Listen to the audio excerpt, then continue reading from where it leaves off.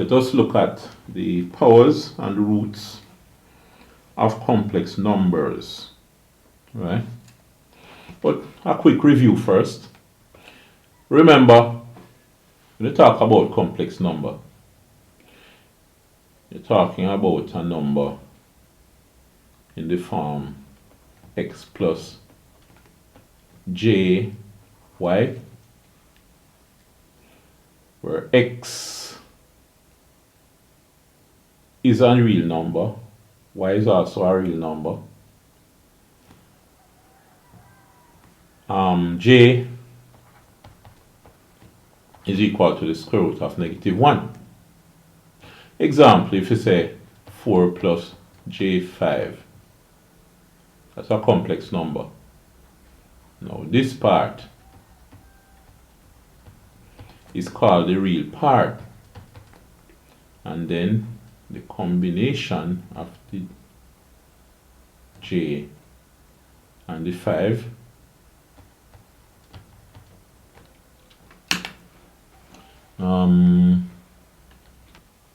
not the combination, the 5 would be the imaginary part,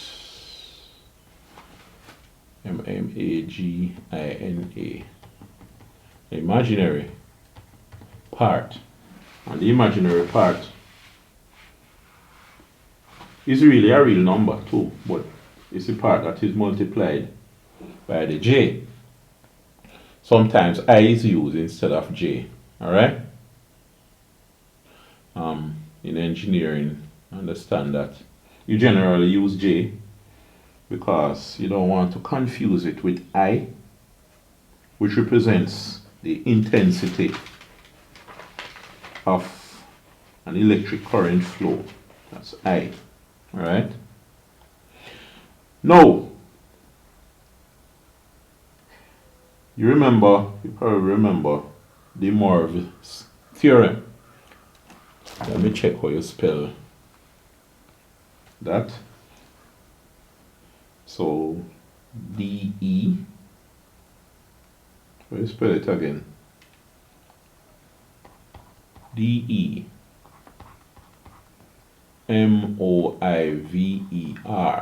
apostrophe S. De Moivre's theorem is used to raise a complex number to a power, right? It's used to raise a complex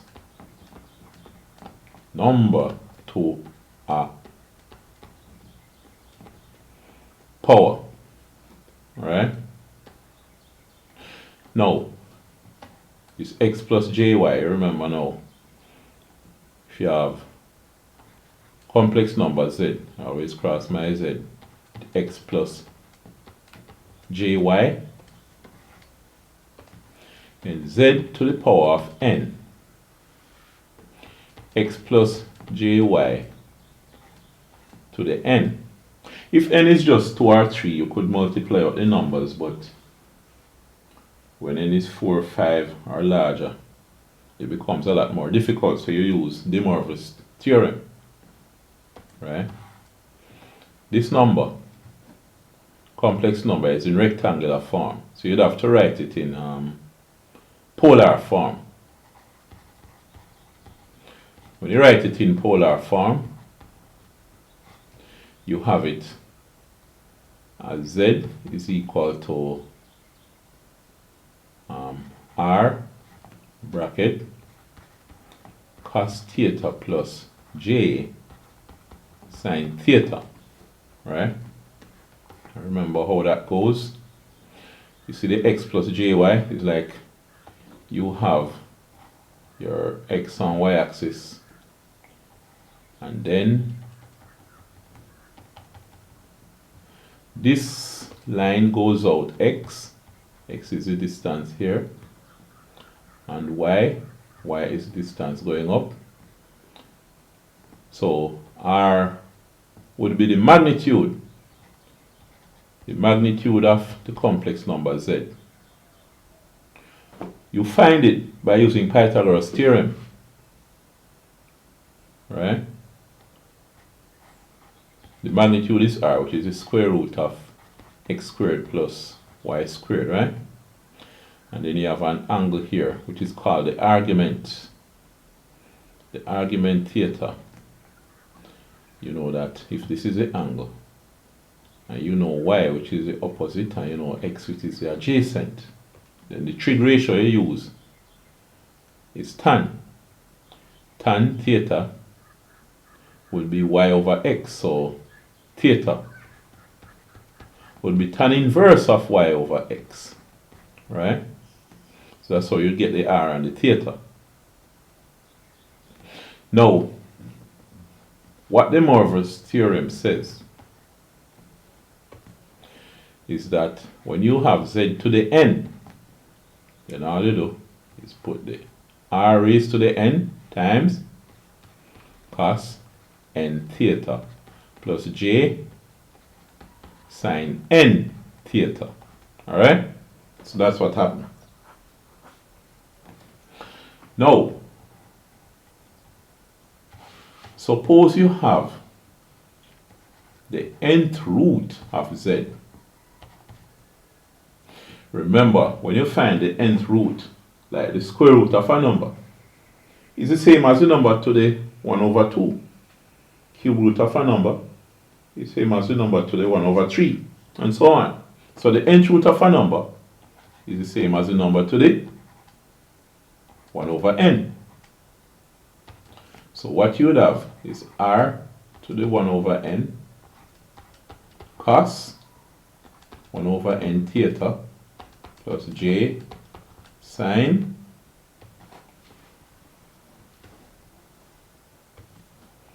1 over n theta. So that's what you would have.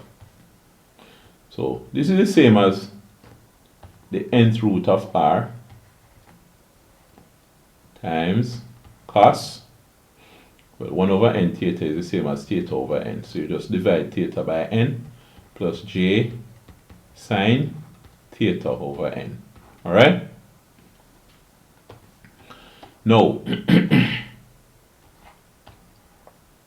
here, a complex number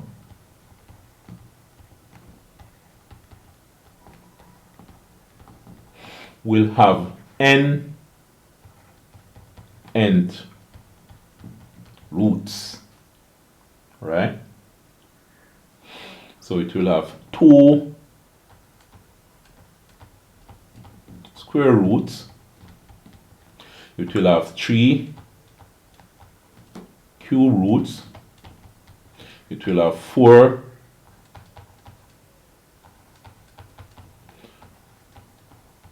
fourth roots, and so on.